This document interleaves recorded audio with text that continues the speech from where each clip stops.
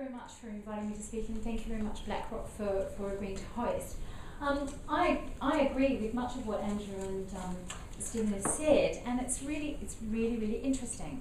I loved reading the articles all together, so you've done a great job in sort of compiling some interesting thoughts. I think power is absolutely such a fascinating area, both from an individual perspective but also from an organisational perspective. When I was reading it, I was struck by that, as Linda Guinea and Barry Knight wrote, power requires context and a perception as well. And I actually agree with the definition that was in one of the articles very early on, that John Baker Miller, I think it said, defined power as being the capacity to produce change, and I quite like that, or influence and produce change. And individual philanthropists, I believe, and the ones that I've met in the UK and overseas, are and can be quite powerful, and I really do believe that.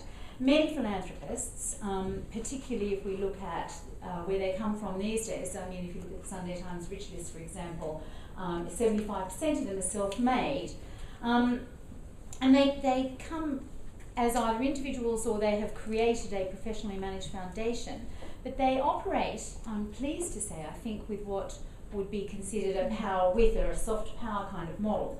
They are participatory, they have trust, they want to work with others to have a coalition that they want to create.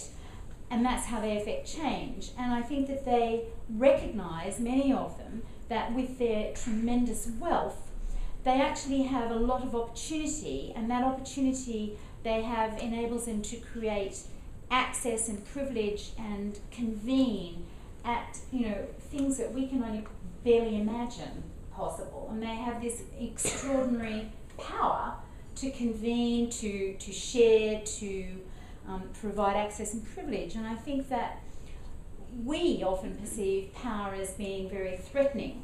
And we talk about it in cliches. Money talks, and money is power, and knowledge is power. And we use all these sort of negative connotations. But I think that if we flip it and think about it in a much more positive way, it has a positive opportunity. It's how the access and privilege is used that can be either, as I said, negative or positive. So if you look at, say, something like, I was always interested to read about Madonna and opera, these amazing, intelligent, very powerful women going to Africa and completely stuffing it up.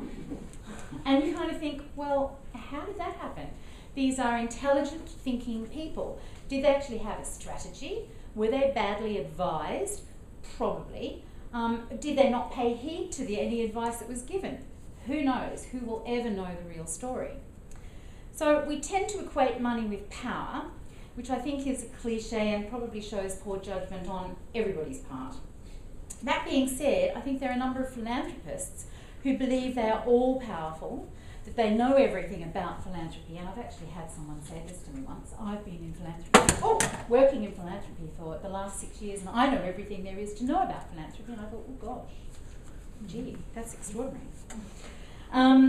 Thankfully though, those kinds of people are few and far between, but sadly they're very noisy, so that's the other side of it.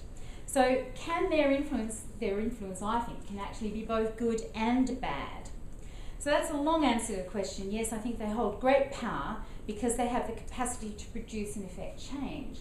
I think one of the beauties that philanthropists, particularly philanthropists who are on the individual side of the spectrum and not necessarily those who have granted and probably dropped dead and fallen off the perch, and have left a professionally managed in perpetuity foundation, because that's a different question.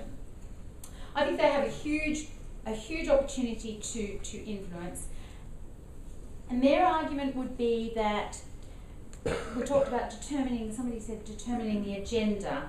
I think the question is, they would say they have made their money, which is true. They have worked hard, they've provided jobs, employment, they've paid their taxes, they've done all the right things. So they would like to choose. They've identified an issue which is meaningful to them, and they would like to determine where they would put their help. I think that is probably right. Can governments make us more virtuous? Well, they tend to do things in their policies and in tax incentives that encourage people to put their money where they would probably like it to go. So they use things like nudging, they use things like match funding schemes and tax incentives to encourage people to put money where it might make sense from a civil society and government perspective that has a whole range of other issues to talk about.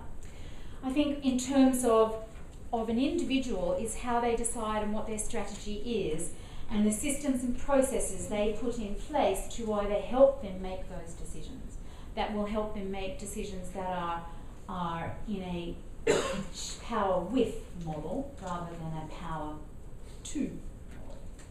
Thank you.